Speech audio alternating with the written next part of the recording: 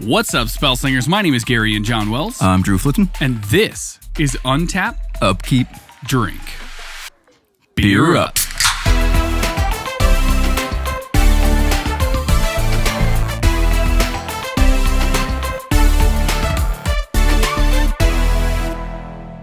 Welcome back, guys. As you can obviously tell, Cory could not make it. We've got some important WotC updates that we're going to hit you with. So we're going to be doing kind of a quick episode. We kind of shot this on a weird day, so Cory's out there baking and making some delicious foods for the people. Yeah, his new restaurant that he's helping open just had their grand opening recently, and so he's been working his ass off. Busy, yeah. So Cory's not going to be a part of this episode, but it's going to be kind of a quicker episode anyway. We're considering this a mini-sode because we're just going to cover some important updates that WotC has hit us with in the last month or two about next year. Right. So basically, we're going to be covering all of the magic announcements from WotC that we think are going to be relevant to you guys. So here's a list of kind of the overall stuff we're going to talk about. We'll get into them in just a moment, but we've got a slew of upcoming pre-constructed products, as well as, you know, the next year's upcoming standard sets have been released. They haven't been released. They've been spoiled. Teased, right. I think more than spoiled. The names have been released. And then next year's Commander, which we'll get into why we have to call it just Commander, because there's a lot going on. And then last but not least, we've got the new format, Pioneer. Yep, a whole new format that Wizard sponsored and has kind of released to the public. Something that they seem like they're going to put a large investment into. And so we're just going to kind of talk about what that is, and then hopefully later we're going to be talking maybe a little bit more detail. Yep. First, though, we must infuse our taste buds with some brews. So the beer that I'm rocking today is the Crooked Fence Brewing Company 3 Picket Porter. These guys are out of Garden City, Idaho. And mine is out of Boise, Idaho, which is just down the road from repping the Idahomies, so. You know. This one clocks in at ABV 5% even, and they have an estimated IBU. Apparently, they didn't actually go in and measure it, but they say around 19. So this is going to be slightly less bitter, hopefully. Quite dark, as you would expect from a porter. Ooh. The heads on both of these beers were large and in charge, but they don't, or this one doesn't taste carbonated at all. I mean, it is, but it's just super smooth. It's like a malt syrup is what it feels like. It's extremely delicious. Very, very low on the bitter. Not a whole lot of hops. Yeah, on the nose you get kind of a little bit sweet, a little bit malty, and kind of metallic. Yeah, like an irony kind of zing. And the taste kind of reflects all of that. There's just a tiny bit of bitterness to it. Not too bad. It's a good porter.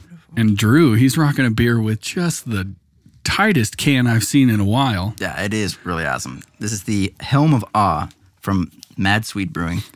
I honestly got this because I saw the can. I was just like, holy shit, that's awesome. Sweet, yeah. I was in the locals when I was up at Idle Falls. It was in Marcellers. And just they got a rack just full of local stuff, and that's where I got both of these. And I just saw this can. I was just like, well, that's awesome. And then I saw the Mad Sweet logo, and I was like, man, this Viking dude has a beard that is just 100% a single hop. So this is a robust oatmeal porter. And I like robust porters. I like oatmeal stouts. I hoped that it was going to be kind of an infusion of the two. It's rocking 6% ABV and 40 IBU, so it's a bit more on the hoppy end. They smelled very similar to me when we first cracked them open. So this one has a light malt nose to it, not really too much depth there. Ooh, it's smooth and it's sweet, and you get kind of an earthy, hoppy flavor to it. Whoa, this one, the nose is way different than the mouth. Yeah. So I'm just going to read this. Helm of Awe is a mysterious and powerful symbol in Norse mythology meant to strike fear into enemies and act as a protective ward. This robust oatmeal porter will fortify you during the long winter months with its smooth, malty, roasty, complex flavor. You, too, can have the magic of the Helm of Awe. That is a super good beer. It's sweet. And yeah, it kind of does have like I was going to say generic fruity sweetness, but it's not quite, it's just not quite that. Yeah, it's kind of an interesting... But it does have like a nice roasty flavor to it the second time I'm sipping it here. Yeah, and it kind of coats your mouth. Yeah. Definitely more bitter than the Crooked Yeah, the bitterness Fence. lingers for it. Yeah.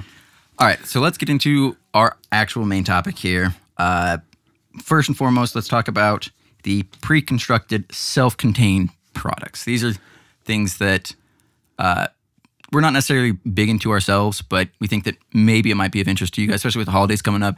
They just seem to be like, that's what it's aimed at, is holiday product. Yeah, they're good stocking stuffers, good gift. I don't know. I try and put one of these stocking stuffer. The first one we got here is the Game Night for 2019. It's 5 ready-to-play decks. They're all monocolored. I think it's supposed to be half cards from M20, half reprints that are not supposed to be legal in Standard. They got like the special set symbol for the Game Nights. Right. And then with those, there's 5 new cards, 1 for each color.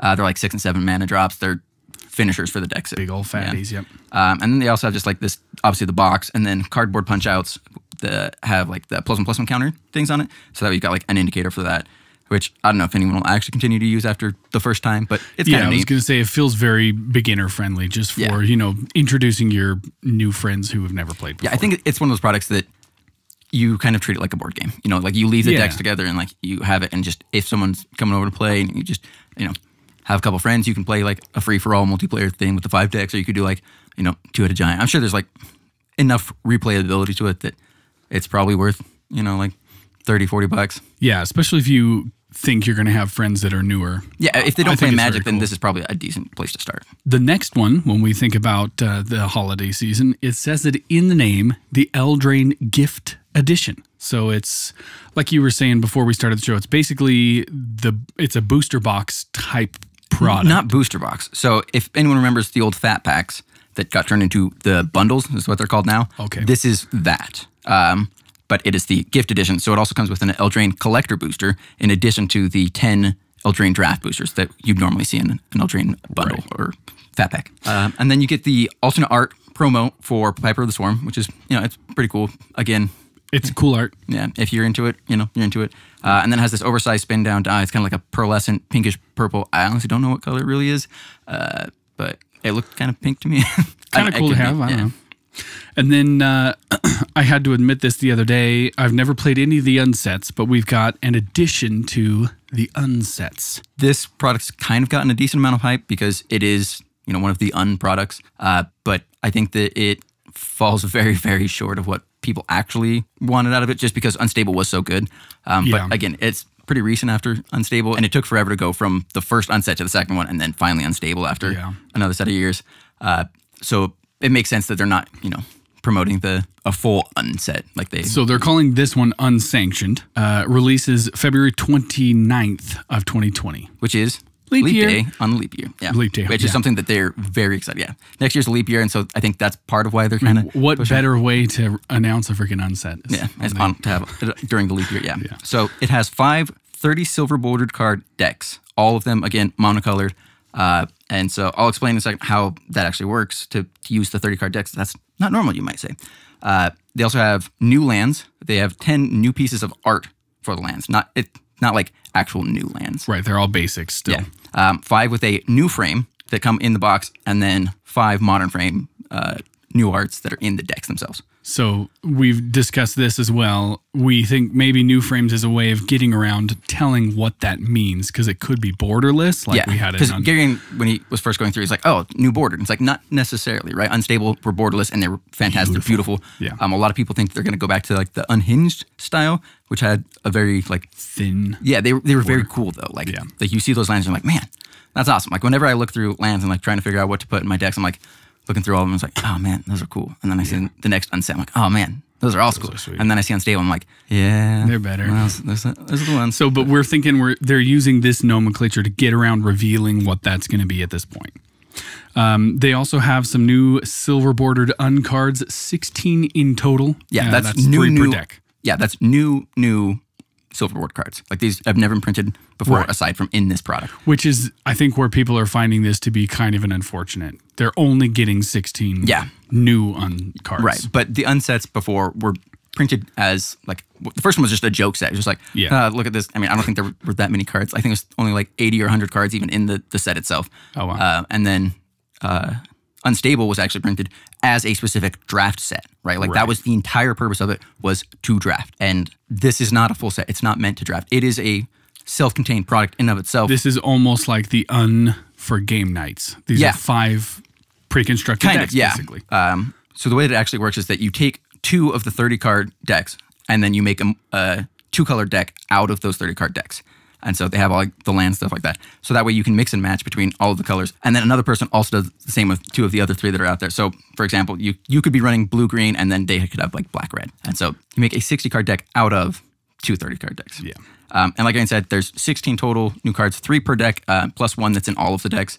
And probably a squirrel. I mean, who knows? There's guaranteed to be squirrels in there. And the types of cards, according to Gavin Verhey, was that there are cards that people have been asking for unsets. Interesting. So we're guessing like stuff for, like die rolling and like weird shenanigans like that. And just things that are going to enhance the current cards that are there. Yeah. And then again, they also just have the reprints of old fan favorites from past unsets that are the primary force of the deck. And then we move into 2020 Standard, where we're going to be kicking off with Theros. So we're going to be going back to Theros. And this is going to release the day after my birthday, January 24th. Yeah, and then pre-release is going to be January 17th to 19th. So I'm super hyped about the set. Theros block is one of my favorites, mainly because, enchantments. Oh, I thought you were going to say the gods. I mean, yeah, the gods are tight, but they're not as accessible as some of the other cards from the sets. Well, and you're an enchantment type of guy. So. Yeah. And so it's a return to Theros, which is playing the gods enchantments, as you're saying, and it seems to be centered around Elspeth, planeswalker that had her own arc through Theros and before. I think from like Alar or something like that is when she first got printed. And so she's coming back as part of the Return, which are the zombies from Theros. And so that's like the whole thing basically is what's happening. They're coming back from the underworld. Heavy zombie theme, maybe heavy graveyard type thing. Yeah. There's been some leaks. And these are usually black-white zombies, right?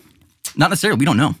Right? Well, but like before... you look at like Daxos from 2015. He's one of the Return. Okay. And so like you'd expect heavy black, maybe some white, green, somewhere in there.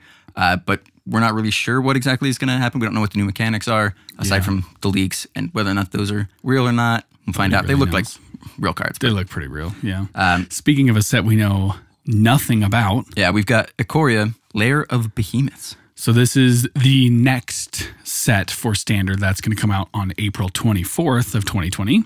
And again, pre-release April 17th, 19th. This is literally 3 months after the Theros Beyond Death. Now, this is all just guessing here. Yeah, everything that we know about Ikoria has been speculation because Wizards have done a pretty good job of keeping it under wraps even when they initially spoiled it.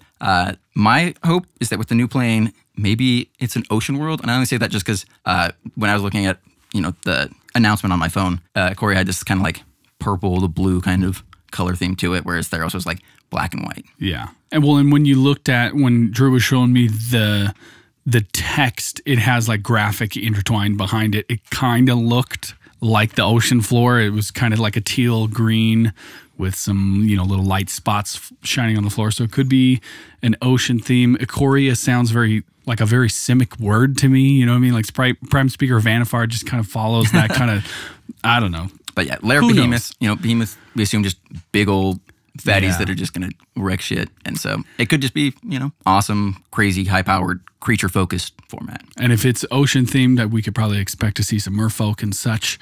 Who knows? Yeah. Nobody knows anything about this set. Except for the guys who developed it. Yeah.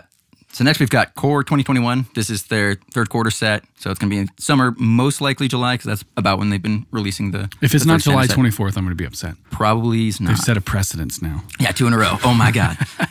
So this is just your classic Magic mechanics, and hopefully we get some good reprints. This last year for M20, we got the ley lines. We also got things like Scape Shift from M19, I think. Like, we've gotten some decent reprints that, I don't know necessarily if they were needed, but people wanted them. Yeah. Like, you see the price and the way that they've fluctuated. They dropped pretty low, and then all of a sudden they went back almost to the same price they were before they got reprinted. Yeah, I mean, these core sets are pretty underpowered, but when they add those reprints in, it kind of helps to shoot the value of the set as a whole back up. It makes people buy boxes instead of just buy the singles. And then the last Q4 release, most likely October, is going to be Zendikar Rising. As if we haven't been to Zendikar enough lately, we're going to return to Zendikar. Yeah, that's the joke people were making for the Ravnica. As soon as Guilds of Ravnica and Ravnica Legions were being spoiled, it was just like, oh, so it's Return to Ravnica. No, it's Return to Ravnica. We're going to return again. Yeah. So this is Zendikar. Hopefully we're just going to figure out story-wise like what's going on in the wake of Ulamog and Kozilek's destruction. The Gatewatch saga's ended, so we're not likely going to be focusing on any of that. If we are, it's probably going to be Nissa. That's her homeworld. Who knows, though? I mean, here I think is also from Zendikar, so like, there's a lot of potential. I think the Loading Ready Run guys were kind of talking about like the rebuilding, because it is called Zendikar Rising, so it could be more of a focus on the uplifting of Zendikar after the aftermath definitely. of all that. So that could be some kind of cool things, maybe some more like quote unquote positive mechanic based stuff going on. Who knows? Yeah, you also have like the allies from Battle for Zendikar, so maybe there's like a theme around that again. Who knows? Again, they haven't really spoiled too much, but we can make some assumptions because hey, we've been to that there. point before. Yeah. Well, I think that's about a halfway point if we're going to stop here and talk about these beers again. I've been sipping on this Crooked Fence 3-Picket Porter, and the most descriptive word that comes to mind is smooth, smooth, smooth. That's also kind of what I was thinking with both these beers are super smooth. If Drew's is sweet and a little zingy, mine is just malty and smooth. It kind of has like he was saying, that almost irony, copper, metallic kind of quality to it, but it's nowhere near as sweet and nowhere near as bitter as the, what's it called? Man of Awe, Helm of Awe. Yeah, so the Crooked Fence 3-Picket Porter definitely has that, almost has that kind of leathery taste to it. Yeah, it's not off-putting, but it's certainly like it's a noticeable flavor when you taste it. I think this is the reason why my wife doesn't like a lot of dark beers, because they do have some of those kind of darker, burnt, chemically flavors that she's just kind of like not into. That Helm of the Awe, though, I just took another sip of that, and going straight from the 3-Picket to the Helm, it's way sweeter, just as smooth. Yeah. More complex, I think, flavor. It definitely does have a more complex flavor, but doesn't have quite as the upfront malts. Yeah. Like they're there, but it's more of a roasty kind of character than it is like the sweet. Like it definitely has more sweetness than what the 3-Picket Porter does, but maybe it's just a more well-rounded beer rather than like specific on that note. Yeah, I think the 3-Picket is a porter, and the Helm of Awe is very much like a complex kind of oatmeal, burnt, or not burnt, but, you know, roasty, toasty. Yeah, I think that's what you kind of expect out of a robust porter in the first place. It does have more complexity than what I would assume Crooked Fence is more akin to like an English porter or something like that. So if you want to be cheeky, you want to go on a count of three and name the best beer of the show? 3, 2, 1. Helm of Awe. Yeah. I think 3-Picket is just like a one-note kind of wonder. It's good, but it's not. It's totally drinkable, fantastic. But I don't think like if I saw a bunch of porters that this would be the one that I'd grab by any means. It's like I will drink it and I'll enjoy it, but if someone had 6 of these in the fridge, I'd take one. Yeah, I mean I'd ask them first. Well, depends on who it is.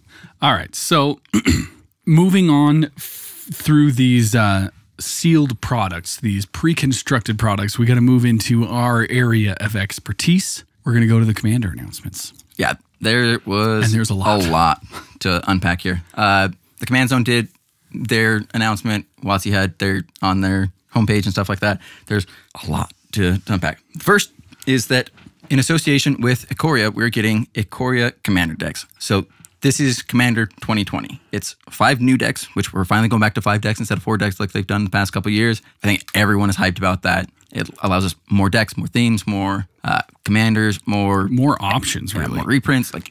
So we've got 71 brand new cards. And these are, again, new, not just quote-unquote new cards from Ikoria's draft booster packs. However, the new cards are themed for Ikoria, and there are cards in the reprint slots that are from the set of Ikoria that you'll find in the draft boosters. And the reason that they have for that, the excuse is that there could be potentially parasitic mechanics in Ikoria like Energy was for Kaladesh, and that people wouldn't want decks built with those mechanics without some of the cards from that set to back it up. Right. And so that's kind of the excuse. And yeah, you want a couple cards to back up the mechanic, but I think it's going to irk some people the wrong way just because like all of your new cards are going to be based around Ikoria anyways. And then you're taking a valuable reprint slots to include cards from a set that they already have access to that was literally printed alongside it. And they also announced that we're going to be doing a Command Fest again, so they're going to continue on with that. The it's Command not Fest was in news. Seattle, and yeah, it's not specifically new, but it shows that WotC is planning on ramping up the Commander Spotlight and showcasing it more. They finally, I think, have figured out, especially with all these products coming out, that Commander is a format that people are willing to invest in. People want to play Commander. I don't know if they answer to a board or not, but somewhere along the line last year, someone made the point that this is their biggest format. And I think you can tell just by what they're releasing, they're pivoting to that. They're really trying to make these players happy and give them some products. Yeah, and so as far as like Ikoria is concerned, the Commander decks from Ikoria, assuming that there's 3 legends in each of the Commander decks, that's 56 new non-legend cards, or at least non-Commander specific cards. Right. That is cards that can beat your Commander. Sorry, I shouldn't say Commander specific, because it is 100% Commander specific. Yeah, these are 4 Commander decks, but not legendary creatures. Yeah, and so if we compare that to the most recent Commander set from this year, Commander 2019, it only had 46 new cards, and that's, again, not including the 12 potential Commanders, again, 3 per deck. So on average, it's about the same amount of new decks. It's about the same amount of new cards per deck. It's actually a little bit less. But overall, we get more decks, more new Commanders, more new cards, more new themes to build around. It's all upside for us. Yeah. Aside from just, the cost of buying all 5 decks if you're going to do that. Yeah, you got to buy them all. But I mean, I think that's what Commander players are looking for. They're looking for options if they only buy a couple. And if you buy the whole set, now you have an extra deck this year that's going to be which is awesome to play with. So these will replace the Planeswalker decks. Right. So I think the past couple of years we've gotten Planeswalker decks for the non-core sets. I don't know if they might have printed for the core set too. I think they did. Yeah. So instead of that, we get Commander decks, which is awesome. I think cool with that. Everyone's kind of stoked about that. They probably realized that those weren't selling quite as well. I think they sell just fine. It's just people are not, like, you buy those Planeswalker decks for like new players and like to have or like a just strip them apart Yeah. and put stuff into your other decks. I don't know. Yeah. And I think that the interesting thing is, even though they're replacing the Planeswalker decks, they still have the C20 set code. So it tells me that that still replaces the Commander 2020 that everyone expected to be in like the late summer of like August, September. Yeah, this is the quote-unquote Commander pre-con release. Yeah, and to follow along with that, the logic for the design for these decks is that they kind of follow the same Commander design, where they're designed to be balanced and played against each other as the all precons together. Yeah, and then you can upgrade them from there. So it really follows along with you and 4 of your friends buy these 5 decks and play some games. Yeah. So while these are replacing what we would normally get for Commander deck release, Wizards is really pulling the 1-2 punch, and they're releasing some more Commander decks later in the year. So we've got Zendikar Rising Commander decks, which are going to come out. These aren't going to be Ikoria cards. These are going to come out with Zendikar Rising. Yep. And so again, it's 2 more decks this time instead of another 5. Can you imagine? Good God. 10 decks in a year? I'd be so broke. Yeah. But they only have 3 new cards per deck. Again, they're going to be themed to Zendikar Rising. And this is generally assumed for everyone in the community right now that they're going to be just the new Commanders. Yep. But that means that everything else is reprints. And again, if we look at Ikoria, then supposedly some of those reprint slots are going to be filled with Zendikar Rising stuff. I don't know if that's a safe assumption to make, because I don't think they've explicitly said that. But I think it's probably a safe assumption to assume that at least some portion of that would be. But as Commander players, just knowing that a lot of times, even if they're not extremely expensive reprints, they're going with Commander staples a lot of these times. You're going to get some of the things they've you're going to use. Explicitly said that. They said that the reprints are going to be filled with Commander staples and some of the valuable less printed cards, like cards from recent standard years that it didn't make sense for them to print again. Just cards that they had no reason to reprint may be playable in Commander, and they're going to try and reach that audience. These are designed as on-ramps to Commander to sort of kickstart your experience, so we assume they're going to be more quote-unquote entry-level kind of things. Yeah, they're going to be more beginner-friendly. And again, if you have Commander staples, then that's going to be a good thing anyways, right? You're going to teach somebody that these are cards that are played in Commander, and that hopefully they finally fixed, card draw and ramp in the decks. I was going to say, if anything has shown from their record, hopefully they're building these decks to be a little more efficient anyway, and so these should be some good little decks to start out with. Yep. And these decks are, again, going to replace the Planeswalker decks that would normally have been printed with Zendikar Rising. So that's a plus for Commander players in general. For sure. Now, we've got an interesting little release that they have announced for us Commander players called Commander Collection Green. I think it's safe to assume that there are 4 other colors that could potentially get the same treatment, but this is sort of similar to the From the Vault collections and the Signature Spellbooks kind of releases that they've done in the past. Yeah, it's very specific cards that are came together. In this case, they're green. Green. And so I think they've like kind of spoiled some of the artwork for it, and just like, hey, check this stuff out. Like these are characters that you know, and like what's going to happen, you know. And so again, these should be either Commander staples or just powerful cards from Commander's history that have been difficult to reprint, whether because of their power level or just because, you know, it doesn't make sense to print them anywhere. Yeah, and what I think is really cool is that they've kind of given us like Easter eggs here. They're printing some spells with characters we know. It's not that character. Maybe it's a planeswalker or just a character within our lore. Maybe it's not that creature or that planeswalker, but they're in the artwork of a spell. So it's them casting this spell. So that's kind of cool for us Vorthosy dudes. Yeah, and this is one that I'm kind of hesitant on because this could be Commander Arsenal all over again. It seems that they've kind of learned from that. And I say that, but then some of the From the Vault collection stuff was a real bust. Yeah. And that's something that is frustrating to a lot of players, that you have some of these in like the series that they have that are very good, and then some that are just absolutely garbage for whatever reason. And sometimes it's just the availability of the product. Right. They just snap off the shelves and then they get oversold at ridiculous prices. So they're going to have 8 cards presented in 2 versions, all foil or all non-foil. Yeah, and I think the good thing here is that they're only available at the WPN, which is the Wizard Play Network stores. So if your store is affiliated with Wizards, then they're going to be able to have that product.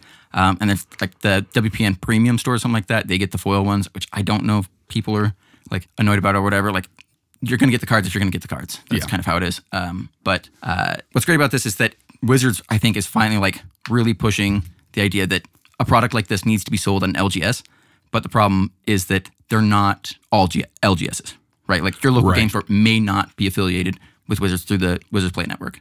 And they're not going to be able to get the product because of that. Well, and unfortunately, what I worry about, if they're limiting where these can be sold, it could potentially be an issue where they're not going to print as much, thinking that there's less places for them to be bought, which would then lead for them to be low supply and high price. And then we've got another release. We've got Commander Legends. Good God. So this is a full set aimed at Commander players. So it has been marketed as Commander Draft. Yep. Hopefully for me, it feels like drafting a high power cube. So this is where we move away from pre-constructed products. These are booster packs. And instead of having 15 cards, they're going to have 20 cards. And it's based on us Commander players now. Yep. There are more than 70 new legendaries in the packs. So each 20-card pack has a guaranteed foil and 2 legendary creatures. So they've kind of given sparse details about how you draft it, but it sounds like you kind of just do a normal draft, maybe getting a few extra cards for it, but then you can kind of take that deck and turn it into a Commander deck really easily. Yeah, I think what Gavin said is you're going to be drafting, but you're going to feel like you drafted a Commander deck because you're going to have some seriously powerful cards. I think it's kind of interesting, just real quick, to note that they said that the set has a larger card count than a normal set. Normal sets. And we listed off, War of the Spark had 264. Eldraine had 269. So, but actual, not including basic lands, War of Spark only had 249 cards, and Eldraine also had 249 cards. There was actually an extra without the basics. Set of basics, yeah. So potentially looking at 280, 300, maybe. Yeah, I'm thinking it's probably going to be close to 300, just because you do have 20 card booster packs. Yeah, right. And so like we could scale it from there and just make that something. But I think that if we just say it's over 300, that I think just having so many legends, assuming that the legends have some sort of synergies with other cards, you got to have some filler to go along with that. So, and so these are cards that are pulled from all over the Magic the Gathering storyline. If you care about Vorthos, then this is not going to be like a cohesive unit. But what's great about this is that these cards are going to be legal in Eternal formats. So that's Vintage, Legacy, Highlander, and of course, Commander. Hell yeah. And Gavin also said that these are filled with oft-asked for Commander reprints as well as new cards. So we kind of, speculating what they're going to do. Like, I don't think they're going to do Cyclonic Rift. Like, everyone's kind of like open for something like a Cyclonic Rift or reprint, Fairies Protection. Yeah, I don't know how those... I mean, like Cyclonic Rift would work in a draft environment. Fairies Protection, kind of less Study. So. People ask Ristic about. Good. There's a lot of good board wipes, Toxic Deluge, something like that. Damnation. Yeah. Who knows what they're going to print, but we know this is the problem that I think I've heard in all the comments with these releases is that everybody's worried about their pocketbook. We're all going to start having to sell freaking blood or plasma because we're not even done with just talking about Commander Legends. Yeah, no, there's another product. Yeah, so there's so much that's going on, but we've got the Commander Legends Commander decks. Ugh. So again, 2 more new decks. Again, So only that's 3 new cards. 9 Commander decks releasing next year. And again, these have 3 new cards per deck. Again, these are assumed to be the new deck-specific commanders. Yep. And again, everything else is printed. Everything else is a reprint. I'm not really sure how many of the reprints are going to be from the Commander Legend set. Hopefully none, just because it's already directed at Command. It's not like we're like looking at, and it's not like the Commander Legend set is going to be like a super synergistic themed set anyways. Well, and I'm hoping that there's not a whole lot that are from Ikoria and Zendikar either. I would assume that they're not going to do that. Yeah, because we've just gone through those. Yeah. So we're hoping that we're going to get some decent, I mean, obviously we're probably going to get some level of staples. Yeah. But hopefully there's some good shit in there. So assuming that, we're roughly around 37, 38 lands per deck, that's another 59 spells per deck that we're getting. And that means we could get over 400 non-land cards from Legends and its associated precons, which is both the 2 sets that are releasing, all of which are directed at us, the Commander audience. Yeah, so Commander Legends and then Commander Legends Commander decks. That's a lot. 400 cards that are directed at Commander. Reprints for days, some new Legends. Yeah. That's a lot of goodies. Yep, and that includes, between the 2 sets, includes 80 new potential commanders. Yeah, close to 80, maybe even more. Like, we don't really know. Yeah, who knows? They just say over 70, and so who knows what over 70 means. It could be 71, could be like 80. Yeah, it's true. So that kind of wraps up the Commander for next year, which obviously that was a lot. Yeah. It's going to be a strain on people's money, but I think it's a really exciting year for Commander players. And hopefully they figured out the print lines on these, print in mass. Yeah. Because the Brawl decks were a shit show. Maybe that's taught them that you need to print these at larger quantities because people want to buy them. And if they're associated with the sets that they're printing with, then hopefully that's kind of like a kick in the ass to Wizards to say, look, you're printing with this set. You need to support the set, but you also need to support these precons. We're not done, though. We are not done with announcements. The last, but certainly not least, there's a new format. Yeah, we've got Pioneer. So it was announced on October 21st, and it's sort of like a mini Modern. So what it is it's a non-rotating format. It's kind of somewhere between Standard and Modern. So when I was looking back on it, Modern originally developed to have a format for players to play with their old cards, especially those cards rotated from Standard sets. Right, the ones you just got that rotated out. Yeah. Damn it. But they also wanted one that wasn't as kind of daunting or intimidating as Legacy. And it's certainly not Vintage, right? So there's 66 sets that are legal in Modern, from Mirrodin and 8th edition forward. We've got Modern Horizons, so it kind of messes up the numbers a little bit there. But since Pioneer involves cards that are legal from Return to Ravnica forward, that's all of the sets that were legal in Standard. So Modern Horizons is not legal, even though it's one of the new sets. Right. And that gives us 29 sets that are legal in Pioneer and 37 sets in Modern that are not going to be in Pioneer. Correct. So it's about half of the Modern list. What's interesting to note is that Return to Ravnica was released in October 2012. So we've got like 7 years at this point of cards to work with. Yeah, and you said it was like 60. I think Scryfall has the preview of the new format. It's like 6,400 plus.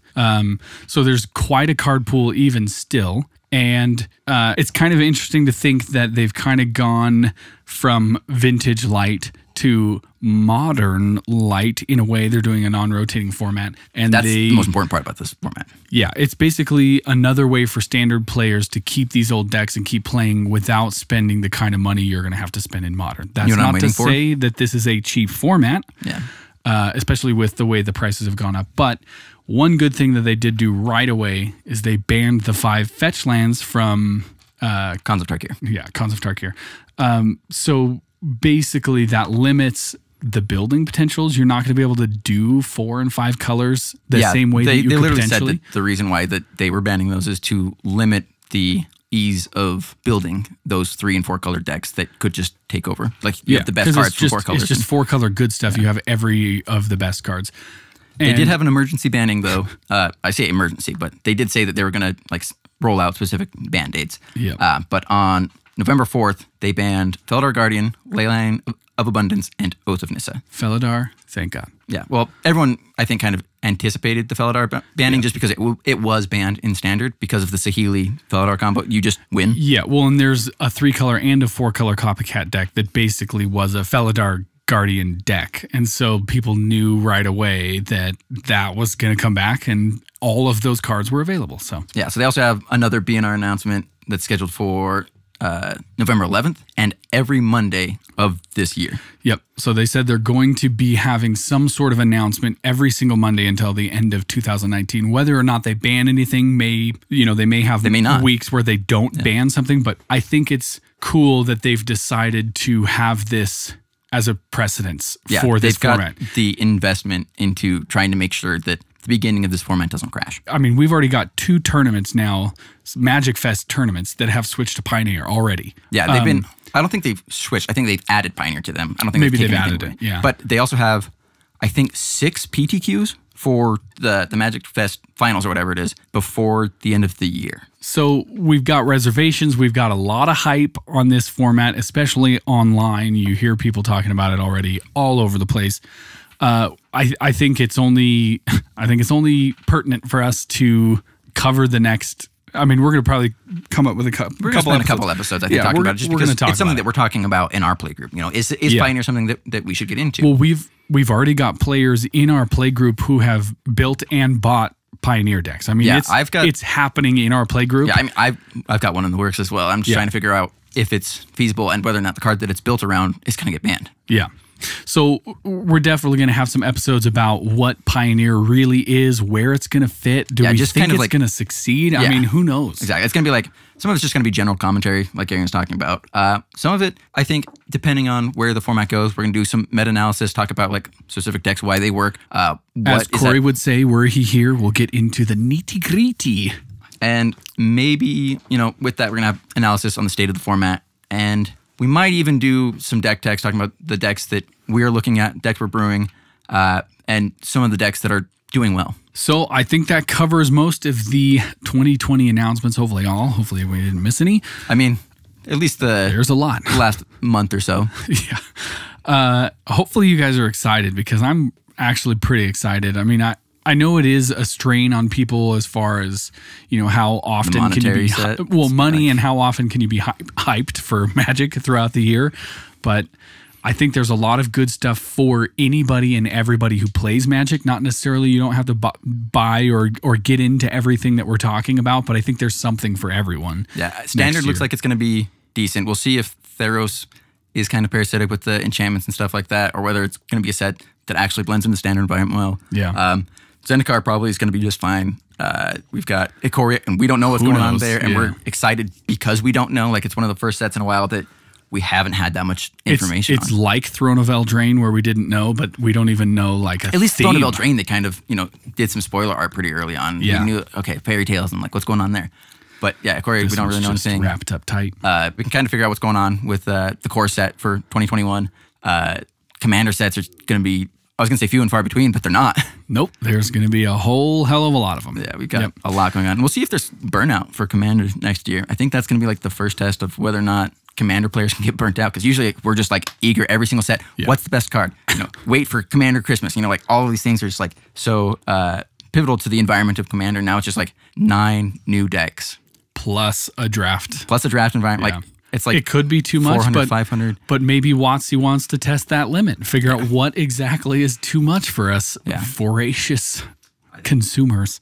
So I want to real quick, this is literally the worst video for me to say this on, because there's not a whole lot of artwork that we could have shown, but I'd like to encourage all of our listeners. We have exponentially more listeners already in the first 6 months of us doing this than I thought we would, but almost all of you guys are listening to us on podcasts, which is great. Like, we understand that podcasts are a very approachable format because throw it on your car and you just drive to work on your commute or whatever. And I'm an audio guy. Like, that's what I do for a living. I'm an audio engineer. So for you to enjoy my audio makes me feel real good. But we do have a YouTube channel. We put up all the cards when we do talk about cards. We try to make that as entertaining as possible. Eventually, we're going to get video. We would love it if you guys head on over there and subscribe. And we've got a lot of ideas in the works. It's just a matter of funding them and getting them to the right place. Yeah. So thank you guys for visiting. Thanks for sitting down and listening to us. I hope you guys enjoyed all of it. Hopefully, you guys are excited for next year. And as we always say on this show, have fun, but not too much.